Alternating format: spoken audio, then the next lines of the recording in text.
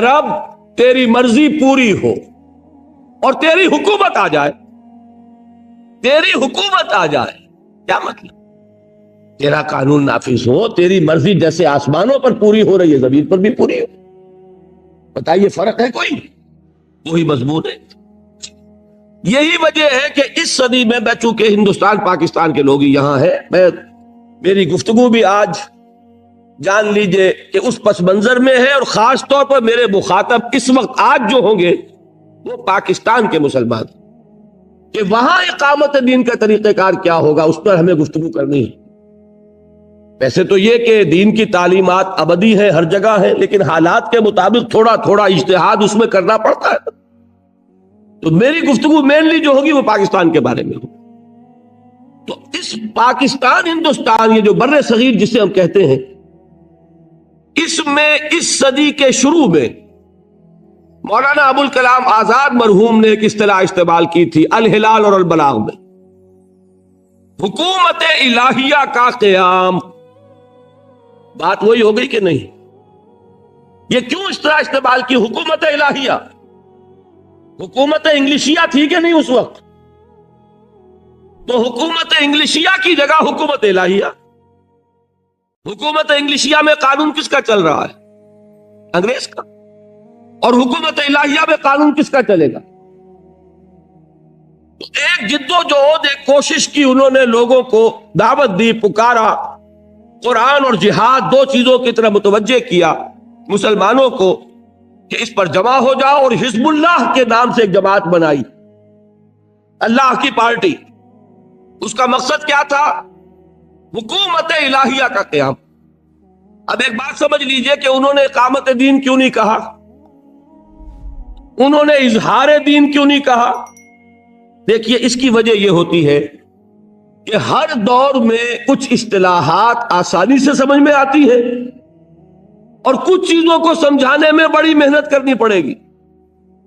اقامت دین آج سمجھانے میں بڑی محنت کرنی پڑے گی۔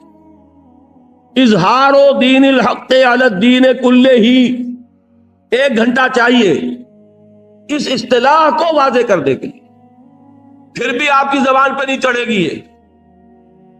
لیکن یہ کہ آج کے ایک ذہن کا جو بھی ایک معیار ہے، ایوریج پڑھا لکھا انسان، اگر اس کے سامنے لفظ آ جائے حکومت الہیہ تو بات پوری سمجھ میں آ گئی۔ یہ وجہ ہے کہ مختلف ادوار میں علماء نے، دین کے خادموں نے اصطلاحات کی اتنی پرواہ نہیں کی ہے کہ بات کو ابتداءً سمجھانے کے لیے جو اس دور کی اصطلاح ہے اس کے مطابق بات کی جائے، پھر ان کو جب قریب آ جائے تو پھر کتاب و سنت کی جو اصل اصطلاحات ہیں ان سے بھی روشناس کرا دیا جائے۔ لیکن ابتدا ہی میں گفتگو بھاری بھرکم اصطلاحات سے ہوگی تو کسی کے پلے کچھ نہیں پڑے۔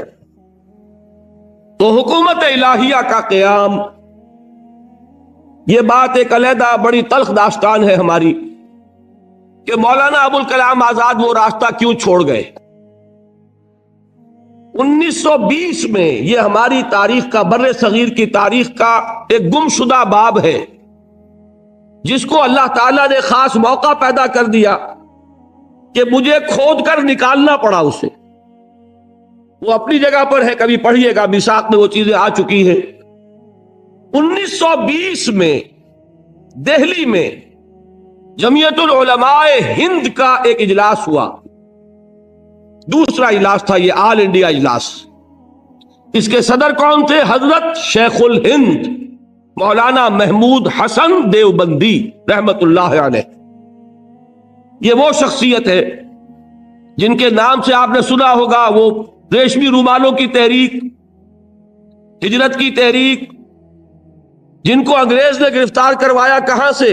حرم سے، حرم شریف سے، مکے سے، شریف حسین والی مکہ کے ذریعے، اور پھر کہاں رکھا؟ مالٹا میں، ہندوستان نہیں بھیجا۔ بدقسمتی ہماری یہ ہے کہ ہم اپنے اسلاف جو اس صدی کے اسلاف ہیں ان سے بھی واقف نہیں۔ بہت سے چہروں کو میں دیکھ رہا ہوں بلینک ہے بالکل، یہ کیا گریک ہے، یہ کیا کون سے زمانے کی باتیں ہو رہی ہیں؟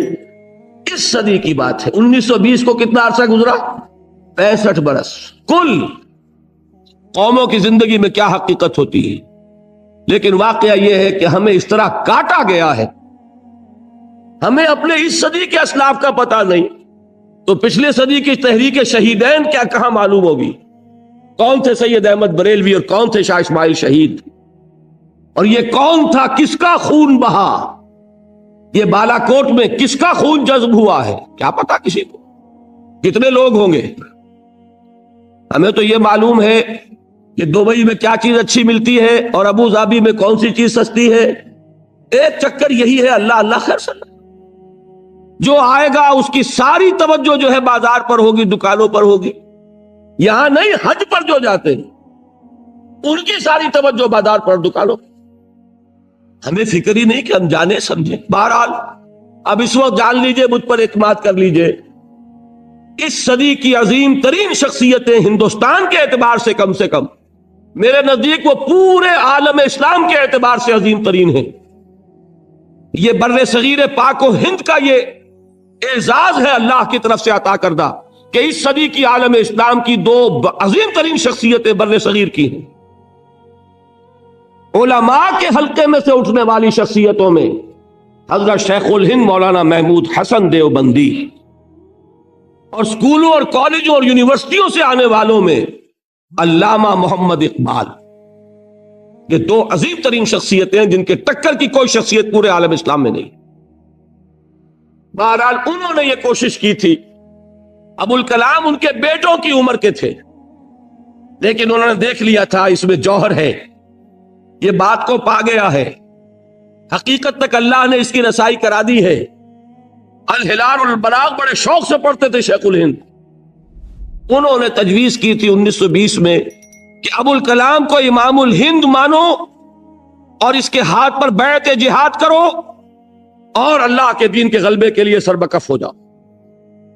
لیکن بعض علماء کی مخالفت کی وجہ سے وہ جلسہ عام میں وہ تجویز پاس نہ ہو سکی، اس کو مجلس منتظمہ کے سپرد کیا گیا، اور مجلس منتظمہ کے اجلاس سے پہلے پہلے حضرت شیخ الہند کا انتقال ہو گیا، وہ تجویز وہیں دفن ہو گئی۔ میری تحقیق یہ کہ اس سے بددل ہو کر مولانا ابو الکلام آزاد نے اپنا راستہ ہی بدل لیا۔ اس کے بعد وہ کانگریس میں شامل ہوئے اور پھر بقیہ پوری زندگی انہوں نے جس کو کہ جہاد حریت کہا جائے گا، آزادی کی جد و جہد، اس میں لگا دی، جس کا کوئی تعلق دین سے بہرحال نہیں تھا۔ وہ کام جو کرنا چاہا تھا، اس کے بعد انہوں نے کبھی حزب اللہ کا نام بھی نہیں لیا۔ اس کے بعد ایک اور شخصیت اٹھ کر آئی، وہ تھے مولانا سید ابو العلا مودودی مرحوم۔ انہوں نے وہی حکومت الہیہ کا لفظ شروع کیا۔ حکومت الہیہ کے قیام کے لیے انہوں نے جماعت اسلامی قائم کی۔ تو میں صرف اس وقت یہ بتانا چاہتا ہوں کہ ایک اصطلاح جو ہے جو اس صدی میں استعمال ہوئی وہ کیا ہے؟ قیام حکومت الہیہ۔ اس سے آگے پاکستان میں آنے کے بعد اب حکومت الہیہ کا مطلب کیا ہے؟ اس کو اور سادہ کر کے اصطلاح استعمال کی گئی، نفاذ نظام اسلامی۔ اس کے بعد جب یہ چلی تھی تحریک بھٹو کے خلاف، اینٹی بھٹو موومنٹ، جب اسے مشرف میں اسلام کیا گیا تو ایک اصطلاح استعمال کی گئی، نفاذ نظام مصطفیٰ۔ یہ ساری اصطلاحات جو ہیں ان کا مفہوم وہی ہے۔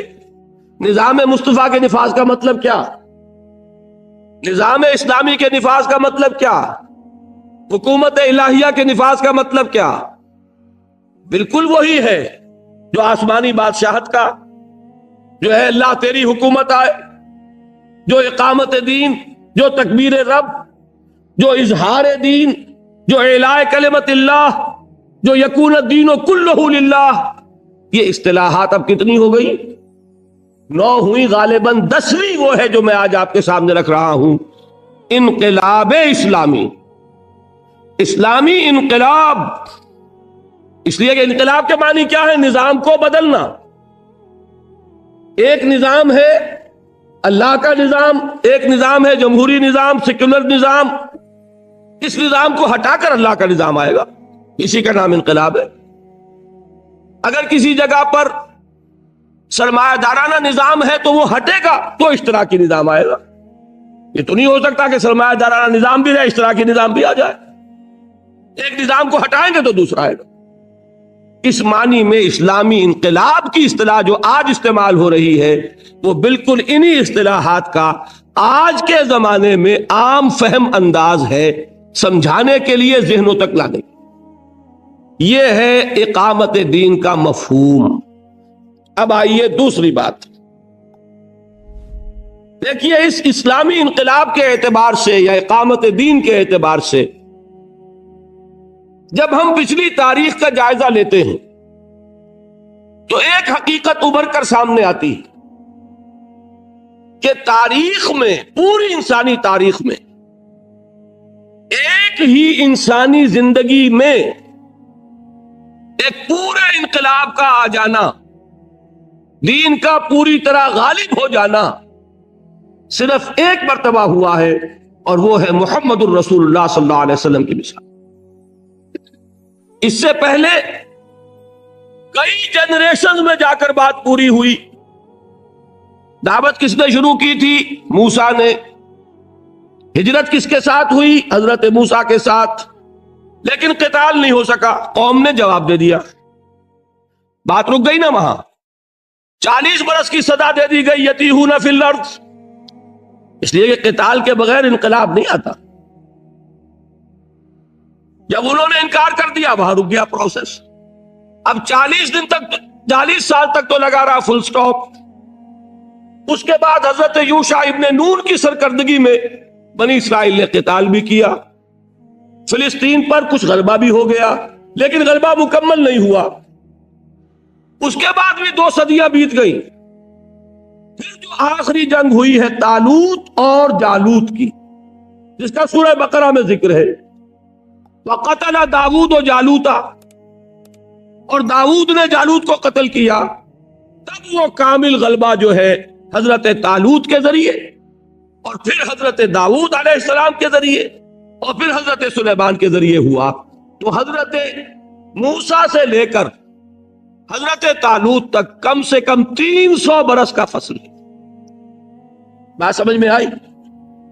غلبہ تو ہوا، لیکن ہوا کتنے طویل جدوجہد کے نتیجے۔ جبکہ سیرت محمدی صلی اللہ علیہ وسلم یہ کیا ہے؟ فرد واحد دعوت شروع کر رہا ہے، ایک انسان، اور کل 20 برس میں، یا آپ کہیں گے 23 برس تو ہم سنتے رہے۔ اول تو یہ کہ ہمارے حساب سے وہ 23 بنتے ہی نہیں، 22 سوا 22 برس ہے، وحی کے آغاز سے لے کر حضور کے انتقال تک۔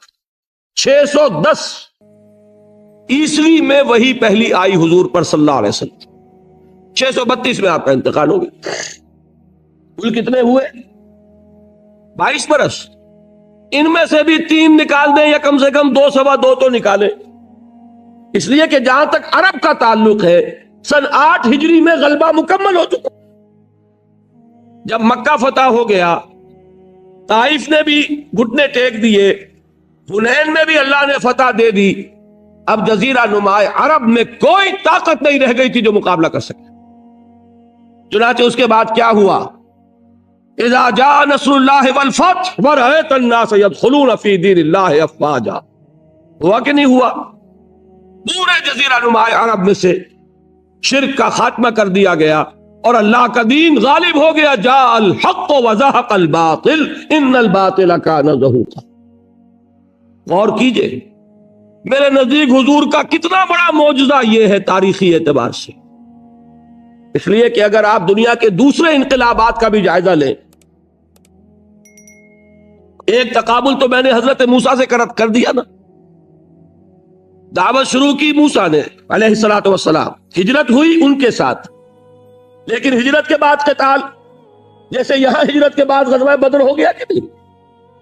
قتال سے قوم نے انکار کر دیا، 40 سال کا فل سٹاپ۔ پھر قتال تو ہوا لیکن بھرپور انداز میں نہیں ہو سکا، 200 برس تک ایسے ہی اپس اینڈ ڈاؤن، جیسے حضور کی سیرت میں 6 برس تک ہے صرف۔ سن 2 ہجری کے رمضان سے لے کر سن 8 ہجری کے رمضان تک 6 برس۔ یہاں 6 برس میں فیصلہ، وہاں لگ گئے 200 برس۔ پھر وہ حضرت طالوت کے ہاتھوں وہ آخری فیصلہ کن فتح ہوئی، دین کا نظام قائم ہو گیا، اور پھر ان کی جگہ پر ان کے جانشین حضرت داؤد اور حضرت سلیمان. یہاں کیا ہوا؟ 20 برس میں فرد واحد نے دعوت شروع کی صلی اللہ علیہ وسلم. یہ ہے اصل عظمت محمد کی صلی اللہ علیہ وسلم. ہم سمجھتے ہیں کہ عظمت شاید اس میں ہے کہ سایہ نہیں تھا. یا اللہ، یہ کون سی عظمت کی بات ہے؟ تھا بھی کہ نہیں تھا، یہ کوئی سند ہے نہیں ہے. لیکن بھائی اس میں عظمت کی بات کون سی؟ عظمت یہ ہے جس کی کوئی نظیر نہیں پوری تاریخ انسانی. میں یہ کہتا ہوں کہ نبیوں کے معاملے کو چھوڑیے، فرینچ ریولوشن اور بولشوک ریولوشن، یہ 2 ریولوشن ہیں نا بہت بڑے. روس کا انقلاب، فرانس کا انقلاب. فرانس کے انقلاب کے لیے فکر دینے والے 20 مصنفین تھے، والٹیئر اور روسو اور نہ معلوم کون کون. لیکن اس انقلابی جد و جہد کی قیادت ان میں سے کوئی نہیں کر سکا. ایک لیڈر لیس موب تھا جس کے ذریعے سے انقلاب آیا، اسی لیے بڑا خونی انقلاب کہلاتا ہے، بلڈی ریولوشن. اسی طریقے سے مارکس نے ایک فکر دیا، لیکن وہ کسی ایک گاؤں میں بھی انقلاب لا سکا. کتاب لکھ کے چلتا بنا. کتاب اس نے لکھی کہاں؟ اس میں بھی ایک مدد اینجلز کی تھی. دونوں نے مل کے ایک فکر مکمل کیا. کہاں ہوا یہ فکر مکمل؟ جرمنی میں اور انگلستان میں. جرمنی اور انگلستان میں وہ انقلاب آج تک بھی نہیں آیا. انقلاب آیا کہاں؟ روس میں. کس کے ہاتھوں؟ لینن کے ہاتھوں. معلوم ہوا کہ انقلابات کی تکمیل ہوتی رہی ہے کئی جنریشنز میں جا کر، اور یہاں انقلاب آیا ہے ایک جنریشن میں، ایک نسل انسانی. کل 20 برس فرد واحد سے بات شروع ہوئی اور لکھوں کا مربع میل کے ایک ملک پر اللہ کا دین بتمام و کمال غائب ہو گیا. اس سے میں ایک نتیجہ نکالتا ہوں. اگر کسی کو یہ سمجھنا ہو کہ ریولیوشنری پروسیس کس چیز کا نام ہے، انقلابی عمل کسے کہتے ہیں، تو اس کی سورس کیا ہوگی؟ سیرت محمدی صلی اللہ علیہ وسلم.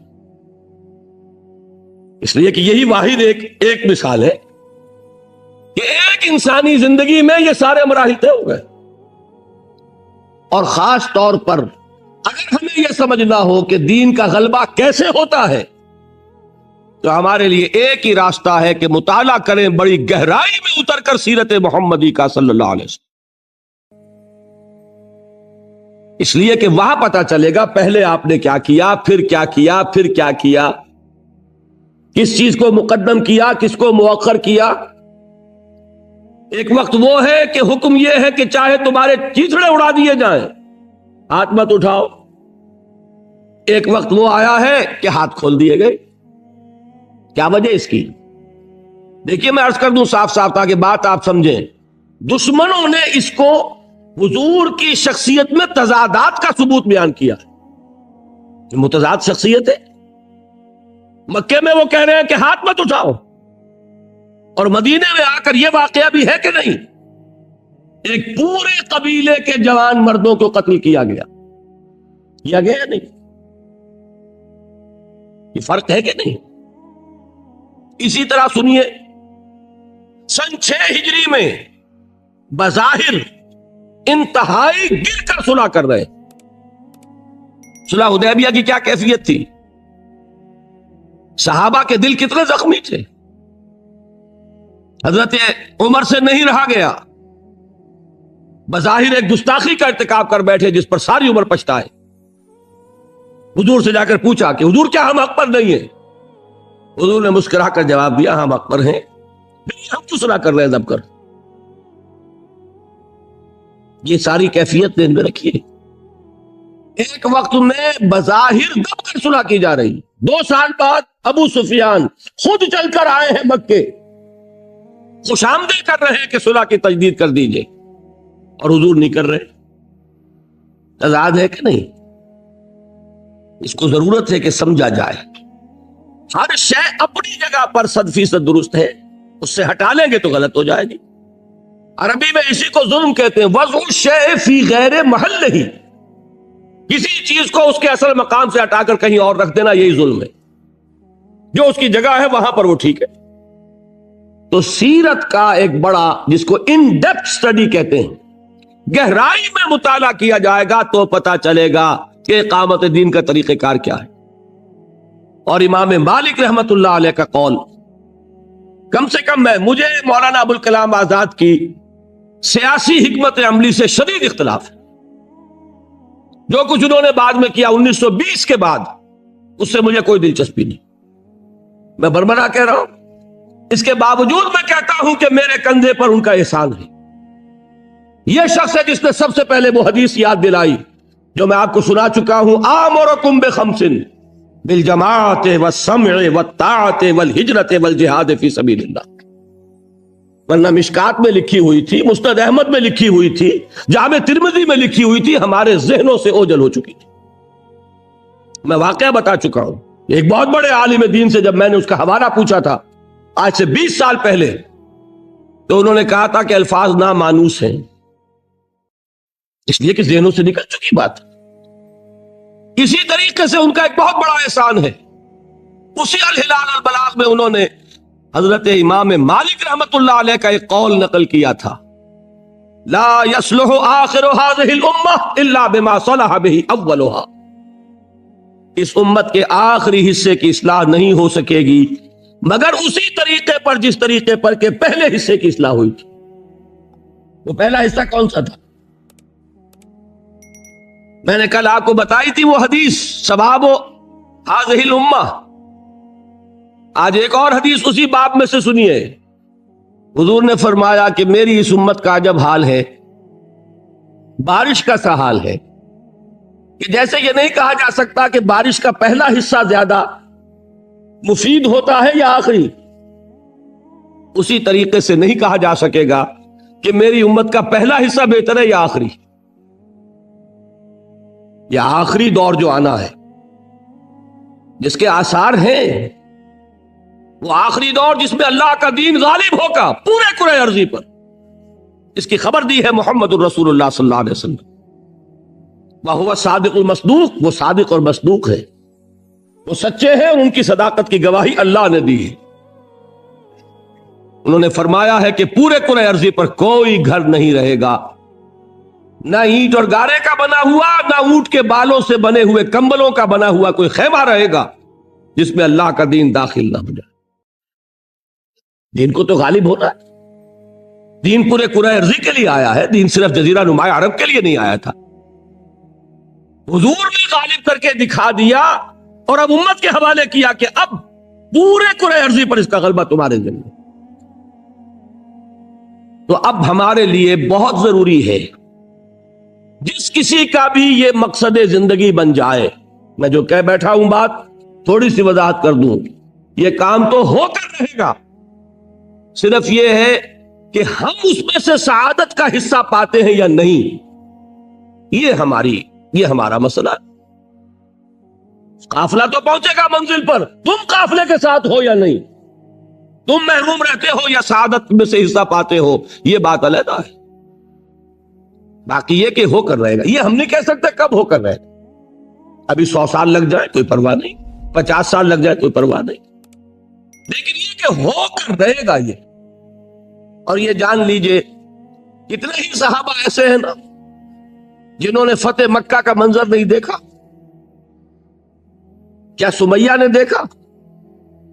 یاسر نے دیکھا رضی اللہ تعالی عنہ؟ کیا حمزہ نے دیکھا؟ مصعب بن عمیر نے دیکھا رضی اللہ تعالی عنہ؟ تو کیا وہ ناکام ہوئے؟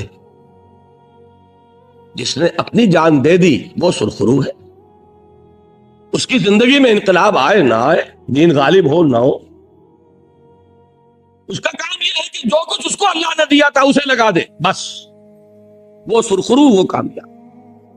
تو جان لیجئے کہ پہلی بات تو ہمارے لیے یہ ہے کہ ہم طے کریں کہ میری زندگی کا مقصد تیرے دین کی سرفرازی۔ یہ ہر ایک کا اپنا ایک انڈیویجول ڈیسیجن ہوگا، an individual determination, an individual resolution۔ آپ تو ریزولوشن جانتے ہیں نا، جو جلسے میں پاس کیا جائے، ریزولوشن ریزالو کرنا، فائنل ریزولوشن کہ آپ کا یہ اپنی جگہ پر فیصلہ ہو کہ میرا فیصلہ یہ ہے ان صلاتی و نسکی و محیای و مماتی للہ رب العالمین، میں نے طے کر لیا کہ جینا مرنا سب کچھ، توانائیاں قوتیں سب کچھ، اوقات اور صلاحیتیں سب کچھ اللہ کے دین کے غلبے کے لیے لگی۔ پہلا فیصلہ یہ، پھر ضرورت ہوگی کہ اب ان ڈیپتھ سٹڈی ہو، گہرائی میں اتر کر سیرت النبی کے جو واقعات ہیں ان کے بین السطور سے سمجھیے کہ دین کیسے غالب ہوا، اس لیے کہ اسی طریقے سے ہوگا غالب ہوگا۔ تو کمیونسٹوں سے طریقے سیکھ کر دین غالب کرنا چاہیں تو آپ سے بڑھ کر احمق کوئی نہیں۔ کسی اور انقلاب کو اپنا آئیڈیل بنا کر اس کا طریقہ کاپی کرنا چاہیں، نقل کرنا چاہیں، پاگل پن ہوگی۔ اصل بات کیا ہے؟ دین کو غالب کرنا ہے تو اسوہ محمدی تلاش کرو صلی اللہ علیہ وسلم۔